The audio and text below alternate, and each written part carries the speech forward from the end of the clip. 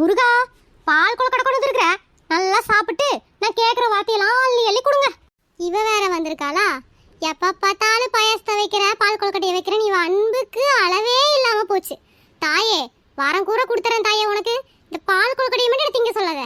இன்னைக்கு கொஞ்சம் ஹாப்பி மூடில் இருக்கேன், கெடுத்து விட்டுறாதம்மா. முருகா, 15 வயசுல என் குழந்தை பருவத்தை என்கிட்ட இருந்து பிடுங்கிக்கிட்ட. அடுத்ததா 25 வயசுல இளமை பருவத்தையும் பிடுங்கிக்கிட்ட. 2 குழந்தைக்கு அம்மா ஆயிட்டேன், நான் ஆண்டின்னு கூப்பிடுறாங்க. இப்படி என்கிட்ட இருக்கிற எல்லாத்தையுமே ஒரு குறிப்பிட்ட காலத்துக்கு அப்புறமா எடுத்துக்கிற. ரொம்ப நாளே என்ற மாமியார் வீட்டில் இருக்குது, என்ற நாத்தனார் கூட இருக்குது.